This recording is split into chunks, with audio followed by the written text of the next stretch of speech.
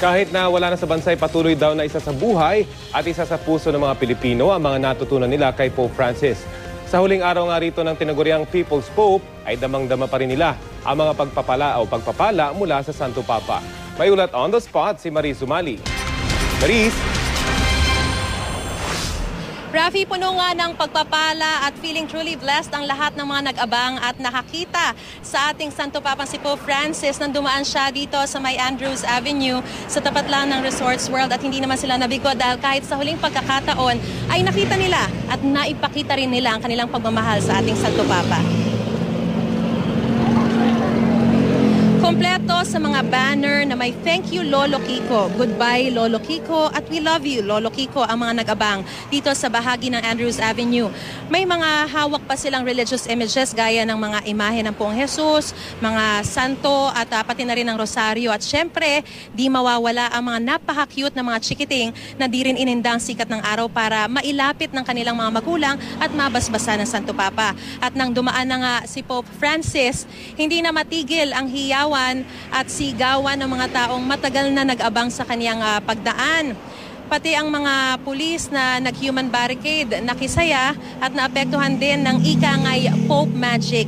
Sa huling pagkakataon, nais nilang maipadaman labis na pagmamahal at paghanga sa Santo Papa. Ito nga ang pagmamahal at pagsunod sa kaniyang mga aral ang pabaon ng sambayan ng Pilipino sa ating Santo Papa sa kaniyang pag-alis pabalik ng Vatican.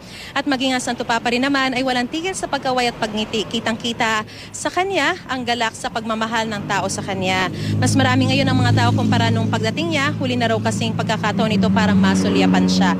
Mutual nga ang admiration, Rafi, pati na rin yung love ng mga tao at Santo Papa sa isa't isa. Ika nga, if the faith or the devotion of the Filipinos is waterproof, the love of the Pope for the Filipinos is typhoon-proof.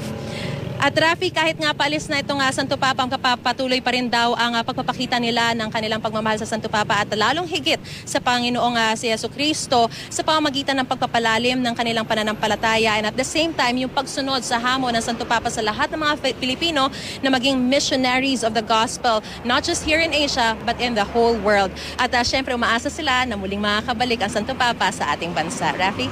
Maris, napansin ko lang doon sa kanyang pagbalik dyan sa Villamor Air Base, medyo mabilis sa ibang portion yung pagtakbo ng Pope Mobile, pero isang punto ay talagang pinatigil niya yung kanyang sasakyan para para papalapitin yung mga bata na nakikita niya dun sa ruta. Ito ba ay nakaplano or talagang pinatigil lang niya yung kanyang driver para mahalikan yung mga batang nakita niya? Kasi alam natin napakadami ng mga tinataas dun sa ruta, no? 'Di ba? Yung mga bata na tinataas na hoping na makita sila ng Santo Papa. Pero may isang portion doon na talagang pinatigil niya yung kanyang driver, Maris.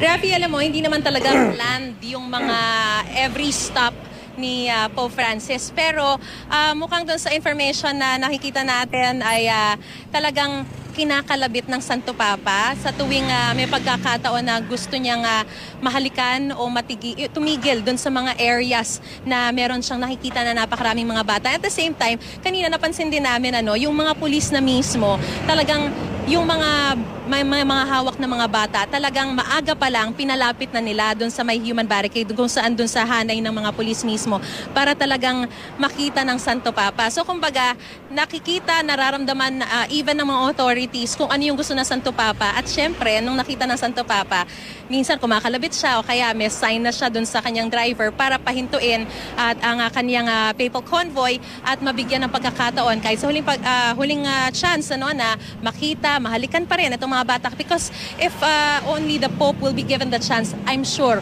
gusto niya talagang bagalan sa lahat ng pagkakataon yung kanyang papal convoy. Pero meron din siyang hinahabol na schedule, Rafi.